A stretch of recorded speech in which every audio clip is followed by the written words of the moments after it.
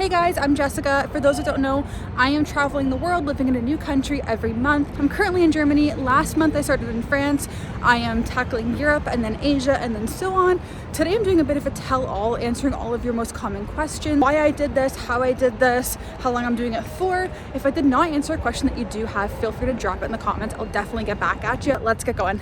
The question of the hour, why do this? Why move abroad? Why sell everything that you own? Why make this leap after a pandemic? Exactly.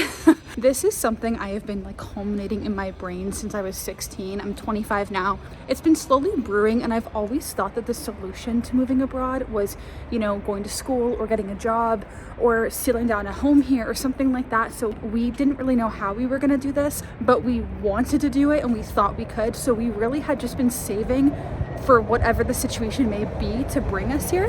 Fast forward to a few months ago, we wake up, we're not 16, we're 25. There is no situation, but we have these savings and we didn't know what to do with them. Truthfully, the biggest hurdle about this always to me was, how can I actually live there? How can I afford to pay for rent? How do I get an accommodation? It's a whole thing. So then I thought the cheapest accommodation that I know of is Airbnb. And I thought, I wonder if Airbnb offers a discount if you stay there on a monthly basis, as if you're renting the place. And they do, a lot of places do. And it works out to be 30 or 40% difference. To me, finding this out was the equivalent to winning the travel lottery. I was like, this is it. This is how we can do this. We can turn our rent from $1,700 a month into $1,000 a month or less. And we had to say goodbye to our friends and family, and we had to give up our lease. But I mean, that's not that bad, right? And it really wasn't that bad. We did it. We did all of those things, and it's so worth it. That kind of brings me into the next question as to, how do we get rid of all of our things, and did we actually sell everything that we own? The answer is yes, but also no. So basically anything that was replaceable, from our car to our apartment to everything inside of it, all the contents aside from things like scrapbooks, photo albums, childhood mementos, things like that, we got rid of. We don't have any appliances, kitchen things, a bed, anything to go back to, but we are keeping a few boxes of things that our parents placed with, our yearbooks and summer clothes, because we'll have to switch into those when we go to our next leg. I don't think I could do this if I knew I had to get rid of literally everything. However, when we do move back home, we will literally have nothing. We have to buy everything all over again.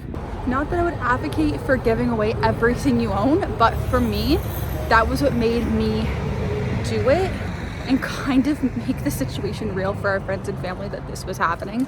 So how long will I be traveling for? I've definitely been more public about this on my Instagram. The goal is 1 year or more. So we started in January 2023.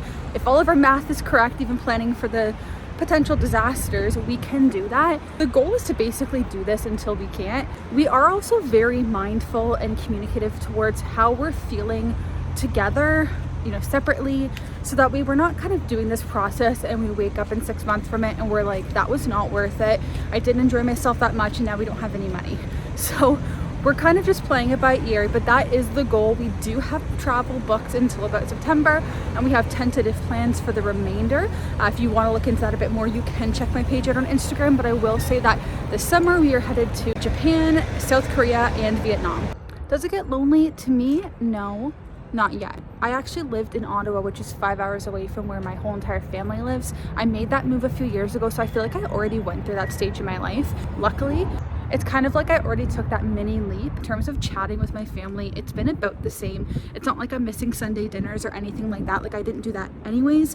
I feel like if I had left from where I lived when I grew up and came here, it would definitely be a different situation. So I'm really grateful that I already went through that and I'm past that now. One last thing I did want to touch on is visas. So I do not need a visa as of right now, at least. I'm not actively employed in any of these countries. I'm also not staying here for an extended period of time. For example, in the EU, you can stay for 90 days. We are not exceeding that. I'm not kind of bypassing anything. I used to be a travel agent. Believe me, I'm not going to go against those things.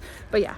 Well, I am almost home, but that was so fun having company on my coffee run. I'd love to do this again. If you do have any questions for me that I didn't answer, drop them in the comments. I'll get to them, or maybe I'll compile them for a part 2 of this. If you want to follow along on my daily adventures, I post on Instagram and TikTok at Jessica Exploring. I'm also going to do a lot more long form, so feel free to like and subscribe. And thanks for coming along.